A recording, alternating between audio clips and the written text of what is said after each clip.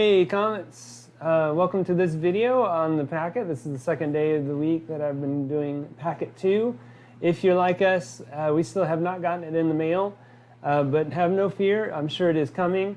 And what we've been doing is finding creative ways to do math around the house, so you're welcome to do that. This morning, I had my kids figure out the area of our deck because we need to restain it or reseal it.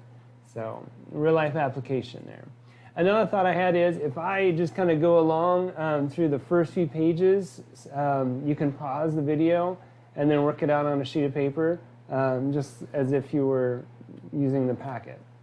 All right, so just thought, they do not have to be done on an actual worksheet, okay? Because math can be done on any writing space. All right, so with that in mind, let me just go on back.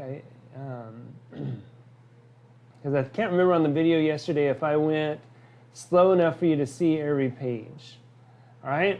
Now, I'm not going to go slow enough for you to write everything down, but you could pause it at this point and get these 6 problems written down.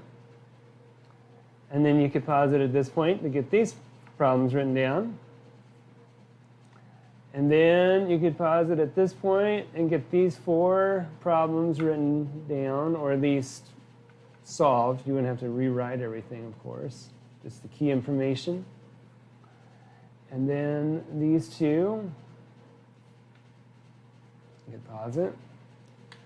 All right, and then today, we're going to be working on determine the product. Okay, so yes, you could use a calculator on these. I think it'd be a good idea to practice without and then check with.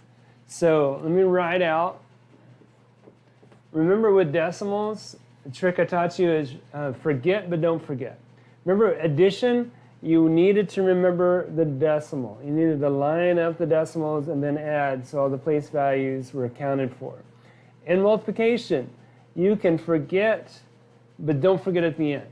So what I mean by that is, yes, I'm writing 3/10 times 4/10, but really I'm just in my mind doing 3 times 4. Let me show you what I mean. Okay?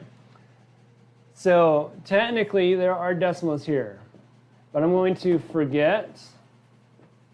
So 3 times 4 is 12, and don't forget. What I mean by that is I'm going to count how many decimal places I have. And I'll get fancy here and I'll use a different color. I got 1 decimal place, 2 decimal places for a total of 2.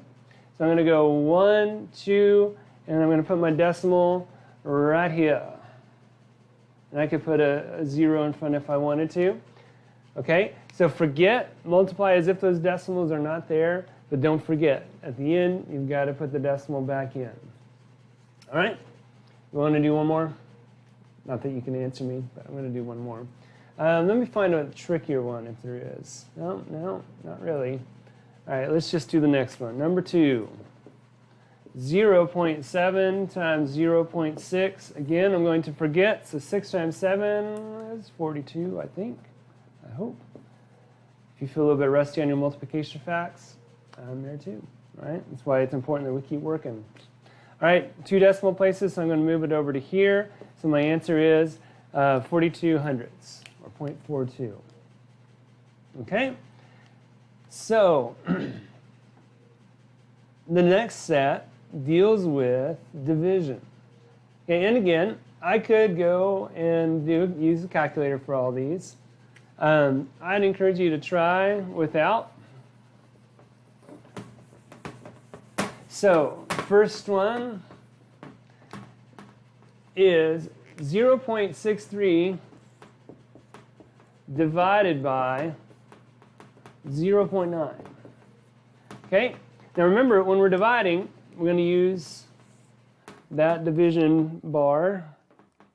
Okay? And we're going to put this, the dividend, inside, and the divisor, this, outside. Okay?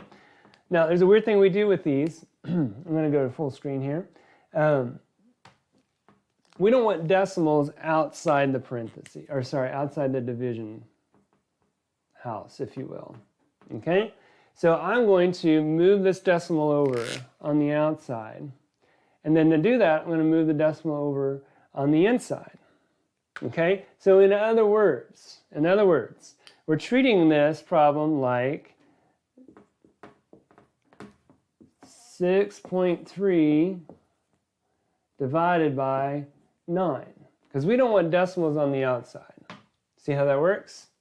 So now I'm dividing as if it's 6.3 divided by 9.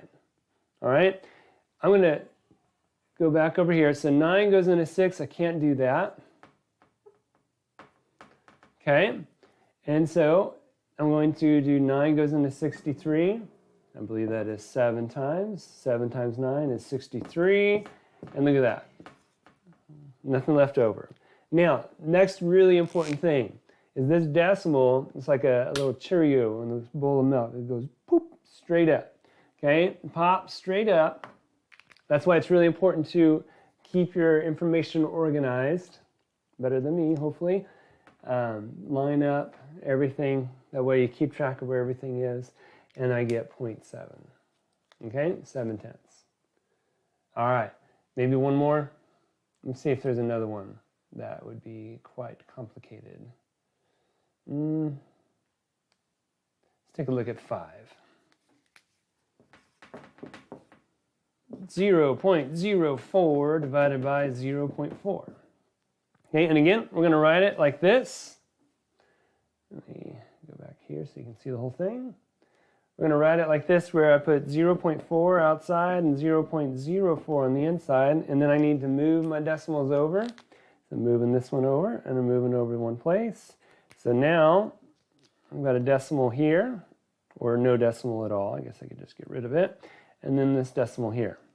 And now I ask, 4 goes into, well, 0 would be 0 times. 4 goes into 4 one time. Okay? And that's it.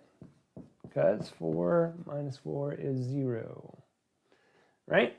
Now, that decimal here needs to go straight up. So I would put it right there. Okay? So my answers to problem 1 and problem 5 are right there. Okay? All right, let's see what else we got here. On this next page, it says, for each question, write the problem in decimal form, then determine the quotient. Then write your answer in word form in the blank. Oh boy. Well, you know what? It's really just what we've been doing. It's just a few more steps in between. All right, I'll show you what I mean. Okay, we've got 36 hundredths divided by 9 tenths. So we want to translate that into number form. So we have 0.36 and then 0.9. All right, so 0.36 divided by 0.9 equals 0.4. All right, they probably should have had a little bit of work over here, but you get the idea, right? It's basically what we were doing on the previous page. So let's look at number 2. Okay, I got 49 hundredths, and if you're okay, I'm just going to translate this as I go. Okay, 49 hundredths. Okay, remember, this is our tenths, because we don't have a ones place. This is our hundredths, and if need be, this is our thousandths. Okay? I'll go a little bit bigger here. All right, so our tenths, hundredths, thousandths. So if I want to write this number 49 hundredths, I need to have something in this place value. So I'm going to put 49 so that my 9 is in the hundredths place. That would be 49 hundredths. And then I'm going to divide that by 7 tenths. Now, if I did this, for example, this is 7, but is it 7 tenths?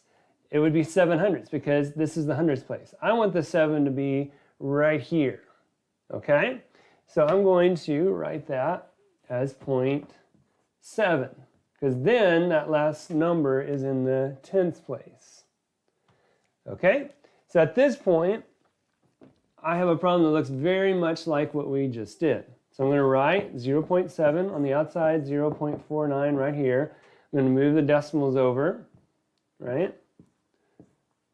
And now I have 7 goes into 4.9.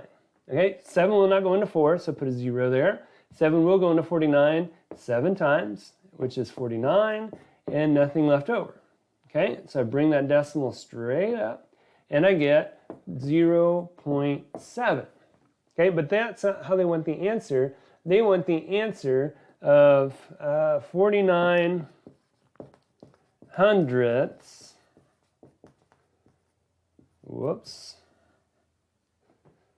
divided by 7 tenths equals, my answer, right here, 7 tenths. Okay, so that's what you do on that page. All right, and I think if you continue on, yeah, we're going to get into surface area and volume. I think we should wait for that until tomorrow. All right, so tune in back tomorrow for more information on this packet. Thank you for watching, and I'll see you next time.